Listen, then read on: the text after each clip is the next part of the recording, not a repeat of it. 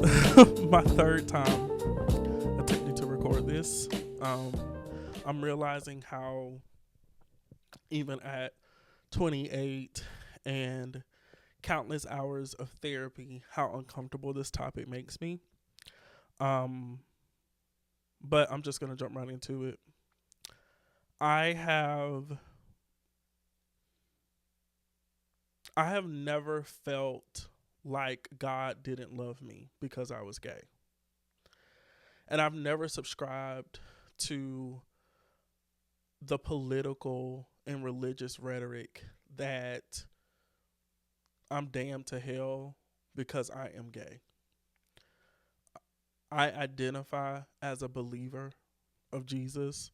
Some people call it a Christian. Some people call it believer, whatever you call it. But I identify as someone who believes in Jesus and someone who believes in God and someone who believes in the Holy Trinity. And I'm just not going to allow anyone to make me feel like God doesn't love me, because my life is evidence of God's love. My soul is evidence of God's light in the world.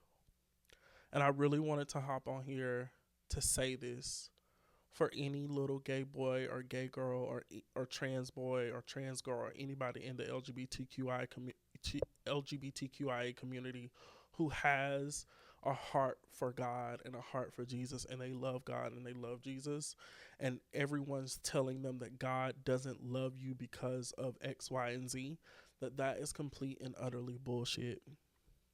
And I think it makes me nervous because I understand how dangerous it can be for me to get on here and say something like this when there are so many homophobic people out here in the world who are spewing so much hate and creating so many fearful spaces and spaces for us to not feel like we are human, and for us to feel like we're not loved, to ostracize us, to antagonize us, to cast us out.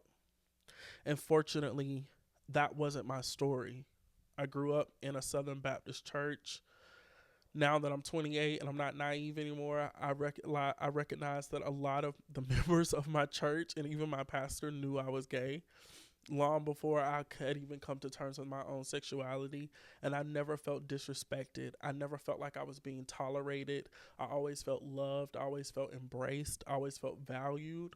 I always felt like I was one of the other kids. I never felt like I was being cast out or made to be different or feel different.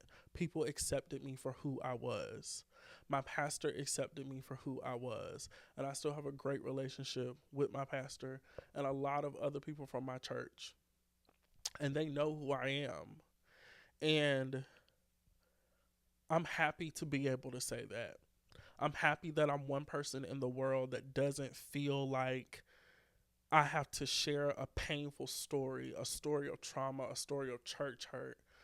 I'm happy that my church and my pastor and my members of my congregation were evidence of what God's love is in this world.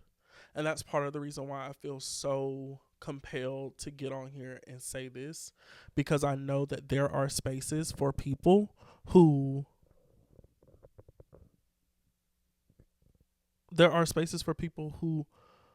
who are loved and who are accepted. And those are not just spaces of, you know, that are outside of the church. Those are spaces that exist in the church. I think my biggest thing is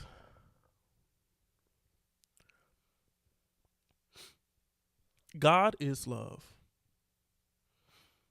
And the notion that people who are part of the LGBTQ community are not part of God's love is nothing but political crap. It's nothing but religious crap. I studied religion in college. I have a degree in philosophy. I understand how religious systems were built. I understand how they were intertwined into cultural structures, into governments and systems. I understand what role they play in the economy and how they push people to believe and think in a certain way.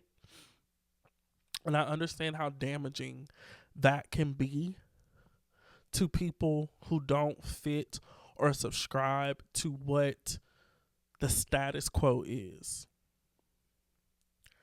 And I want to tell every little gay boy, gay girl, trans boy, trans girl, bisexual boy, bisexual girl, whatever. I want to tell everyone, even if you're straight, I want to tell you that even if you feel like you're separate from God, you're not. God lives in you.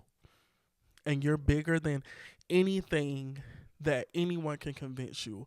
And any system, any political system, any religious system, any ideology, any rhetoric that spews hate or that spews division, you're bigger than that.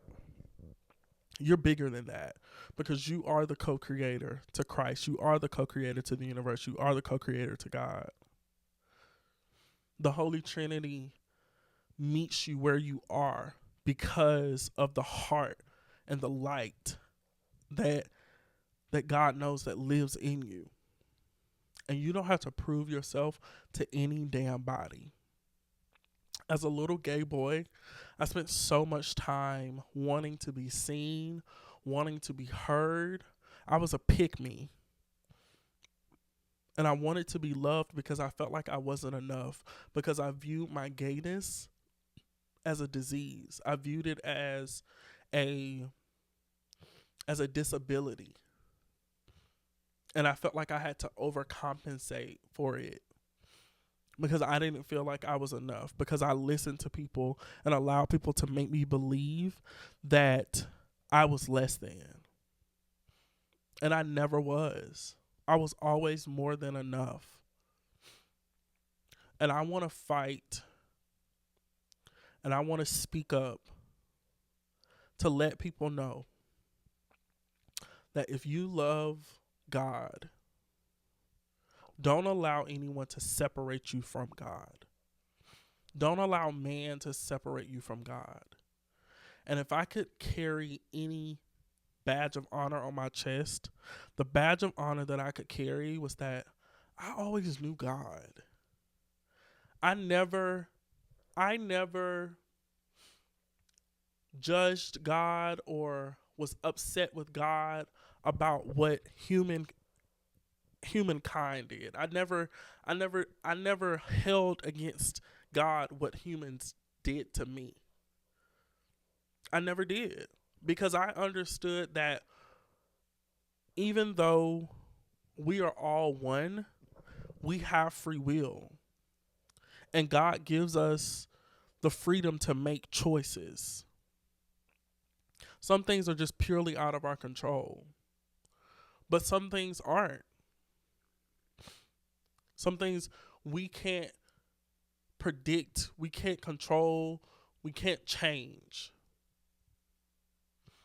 And sometimes people just do things that absolutely make no sense, that are so disgusting, that are so vile, that are so ungodly, that it will make you really believe that there is not a God. It'll make you believe that there is no essence, no omnipotent universe or thing or being or it that is over there overlooking us. It will make you believe that, because people can be so evil. But I never felt like God hated me. I always felt like my life, even in the most tragic parts, was evidence of God building my story. Even when I didn't understand it, there was something in me, some ounce of faith in me that held on tight. And I just want whoever's on the other side of this camera to keep holding on, to hold on tight. Don't allow them to separate you from the one thing that keeps you going, from the one thing that allows the light to shine in you. I know a lot of times as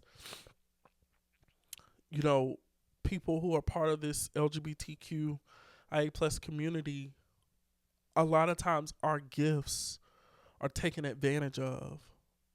A lot of times we are exploited for our talents because of what we can do and then shunned to the side when it's time to be our authentic and true selves.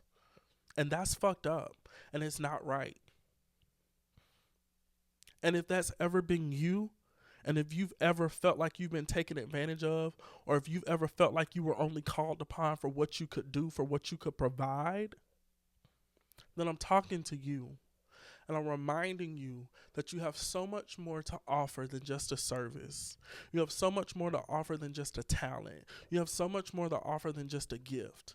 And you have so many more people to offer it to than those who are going to take advantage of it and then shoo you to the side and tell you not to be gay and tell you not to act that way and tell you that you're not good enough because you decided to live this life and all of this bull crap. You're better than that.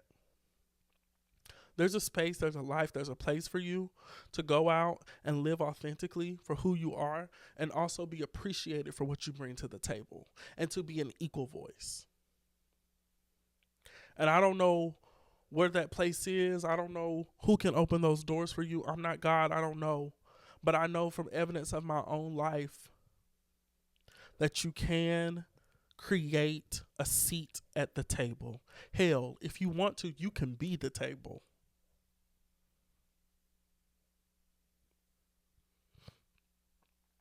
I just wanted every little gay boy, trans girl, bisexual boy, however you subscribe, to know.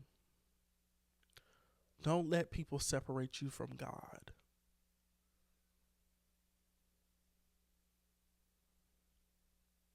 You're not separate from God. You are evidence of God's light in this world. Be a light. Be the change you want to see. Be the embodiment of love.